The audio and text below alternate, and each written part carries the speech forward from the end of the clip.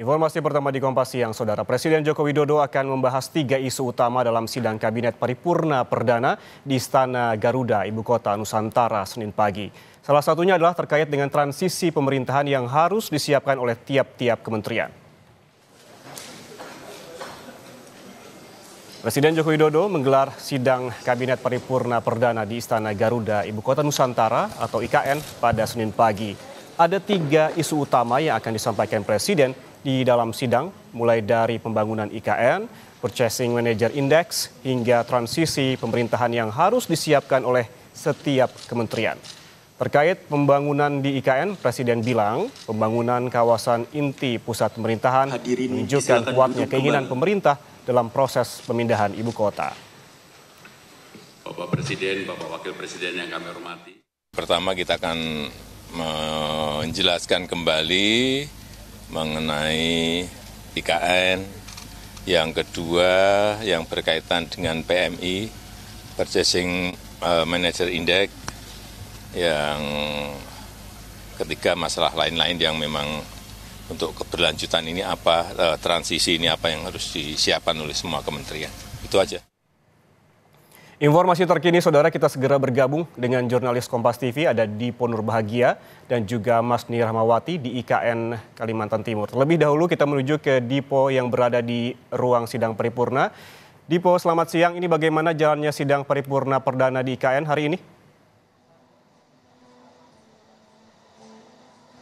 Ya, untuk sidang Kabinet Paripurna Perdana di Istana Garuda, Ibu Kota Nusantara, Ian dan juga saudara, ini sudah selesai digelar. Tadi dimulai pada pukul 9.30 waktu Indonesia Tengah, dibuka secara langsung oleh Presiden Joko Widodo. Tentu ada sejumlah hal menarik yang coba tadi kami amati. Yang pertama adalah ketika Wakil Presiden Ma'ruf Amin memimpin doa, memang ada suasana haru karena di situ untuk pertama kalinya doa dipanjatkan di dalam Istana Garuda. Ada doa untuk kemudian kemajuan bangsa ke depan, khususnya terkait dengan bagaimana nanti prosesi ataupun keberlangsungan pembangunan Ibu Kota Nusantara. Setelah itu Presiden Joko Widodo membuka secara langsung sidang yang diikuti oleh tentu jajaran Menteri Kabinet Indonesia Maju dan juga ada sejumlah kepala lembaga, termasuk juga Kapolri dan juga Panglima TNI yang hadir di dalam sidang Kabinet Paripurna. Tadi pada saat menyampaikan kata pembuka, hal yang paling pertama di-highlight oleh Presiden adalah rasa syukur. Karena untuk pertama kali seperti yang tadi kami sebutkan, Istana Garuda menjadi tempat perdana untuk kemudian menggelar sidang Kabinet Paripurna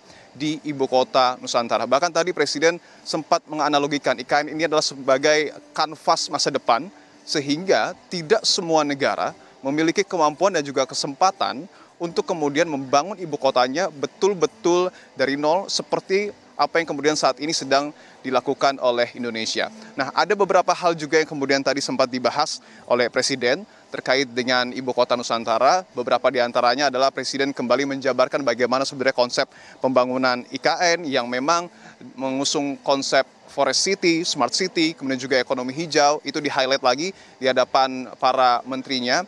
Kemudian ada juga yang menarik, Presiden tadi menyebutkan bahwa pemindahan ibu kota negara ini tidak hanya pemindahan fisik, tetapi juga pemindahan pola pikir serta mindset. Ini yang kemudian cukup menarik, tadi kami sempat dengarkan apa yang kemudian tadi disampaikan oleh Presiden Joko Widodo. Nah, ada juga penjabaran soal manfaat pemindahan ibu kota negara yang juga tadi dibahas oleh Presiden. Yang pertama adalah tentu pemerataan pertumbuhan ekonomi. Tadi Presiden bilang bahwa diharapkan dengan dipindahkannya ibu kota ke Kalimantan Timur ini dapat merangsang pertumbuhan ekonomi di Kalimantan Timur, khususnya untuk wilayah Balikpapan dan juga Penajam Pasir Utara. Karena 58% GDP ini berpusat di Jawa. Kemudian juga terkait dengan pemerataan populasi. Presiden juga kembali menegaskan bahwa 56% populasi kita ini berada di Pulau Jawa. Sehingga pemerataan populasi ini juga menurut Presiden penting untuk kemudian dilakukan. Nah, ada juga tadi update dari Presiden soal investor ataupun nilai investasi yang kemudian saat ini di luar APBN sudah menyentuh angka 56,2 triliun rupiah dari 55 groundbreaking. Nah, sebelum sidang Kabinet Paripurna Perdana digelar, Ian, ada momen-momen menarik sebenarnya. Karena tadi Presiden pada pagi hari mengajak secara langsung Menteri Kabinet Indonesia Maju untuk menuju embung MBH yang masih berada di kawasan Istana Kepresidenan di kompleks IKN gitu ya. Nah, tadi ada beberapa hal yang di-highlight, seperti misalnya adalah kualitas udara yang dikatakan cukup baik atau bahkan sangat baik. di IKN segar begitu kata Presiden, dan dibandingkan bahkan dengan Jakarta memang cukup jauh skala ataupun indeksnya, sehingga ini baik untuk kemudian keberlangsungan hidup masyarakat. Nah, tadi juga Presiden sempat didampingi oleh Presiden terpilih Prabowo Subianto yang juga pada pagi hari tadi menekankan komitmennya untuk melanjutkan pembangunan IKN. Bahkan tadi Prabowo sempat bilang jika mungkin ia akan bersemangat begitu ya, atau bertekad untuk kemudian menyelesaikan pembangunan Ibu Kota Nusantara di era kepemimpinannya. 3-5 tahun ia prediksi IKN ini akan mampu beroperasi ataupun akan mampu bermanfaat bagi nusa dan bangsa. Itu yang kemudian disampaikan ataupun hal-hal menarik yang terjadi pada hari ini, dan nanti diproyeksikan pada siang hari sampai dengan mungkin sore hari, Ian, ada sejumlah groundbreaking juga yang akan dilakukan oleh Presiden. Setidaknya ada 4 groundbreaking yang akan dilakukan. Tentu juga nanti jika ada update terbaru terkait dengan agenda menarik Presiden akan kami hadirkan untuk Anda, Ian, dan juga saudara. Ya, banyak hal yang diungkapkan oleh Presiden Joko Widodo dalam sidang Kabinet Paripurna Perdana di IKN ini, termasuk salah satunya terkait dengan konsep pembangunan IKN yang terkait dengan Smart City dan juga ramah lingkungan. Terima kasih. Dipo Nurbahagia melaporkan langsung dari depan gedung ataupun Istana Garuda IKN. Kita bergeser ke Mas Ni Rahmawati, masih di IKN. Mas Ni, bagaimana persiapan terkait dengan 17 Agustus di IKN? Ini juga yang menjadi sorotan kemarin sempat dibahas terkait dengan infrastruktur. Bagaimana perkembangan pembangunan di IKN jelang persiapan 17 Agustus? Iya, kurang dari sepekan menjelang dari 17 Agustus. Nah, untuk dari kawasan inti upacara, terkhususnya itu di kawasan inti pusat pemerintahan, yang di mana adalah Istana Garuda, Istana Negara, dan juga lapangan upacara ini sudah siap untuk digunakan pada hari peringatan kemerdekaan Indonesia yang ke-79 pada tanggal 17 Agustus 2024 nanti. Kalau kami pantau memang dari beberapa hari yang lalu hingga sekarang ini gladi terus dilakukan, persiapan dan juga finishing dari beberapa lokasi ini terus dilakukan. Tadi kita melihat ada gladi untuk upacara 17 Agustus 2024, dan juga beberapa hari yang lalu kami lihat juga ada gladi untuk renungan malam yang dilaksanakan pada malam tanggal 16 Agustus 2024. Sebelumnya memang dari Ketua Satgas Percepatan Pembangunan IKN, Dani Sumadilaga, menyebutkan bahwa memang ada beberapa hal yang menjadi perhatian untuk nantinya peringatan Hari Kemerdekaan Indonesia yang ke-79 itu tanggal 17 Agustus. Ada beberapa hal yang diperhatikan terkait dengan fasilitas dan juga sarana dan prasarana.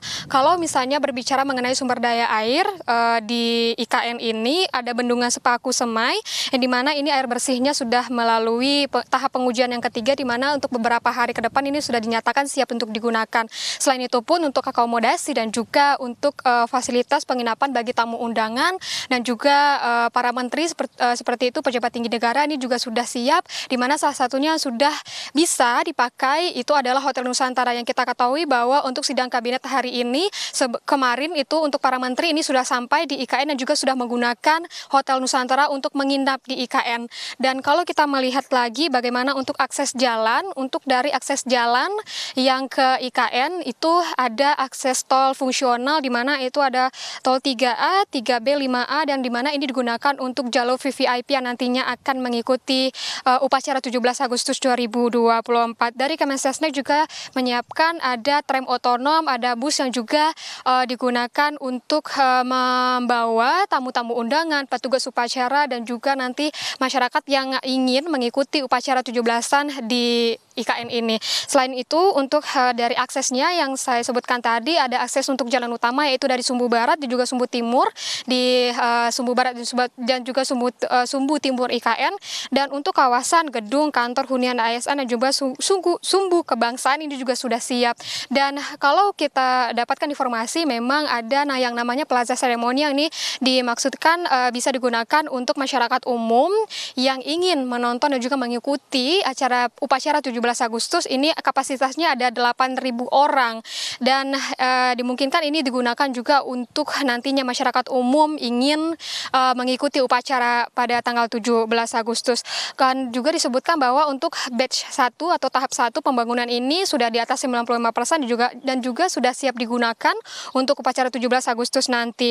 Dan saat ini kita masih melihat gladi ya juga finishing di beberapa spot, terkhususnya di kawasan inti upacara, di Istana Garuda, Istana Negara, dan juga di lapangan upacara. Ian. Ya, sejumlah gladi telah dilakukan dan juga sejumlah persiapan termasuk sarana dan prasarana juga siap jelang perayaan 17 Agustus di IKN. Terima kasih Mas Ni Rahmawati melaporkan langsung dari kawasan inti IKN dan sebelumnya ada di Penur Bahagia dari depan Istana Garuda IKN. Terima kasih rekan-rekan, selamat bertugas kembali.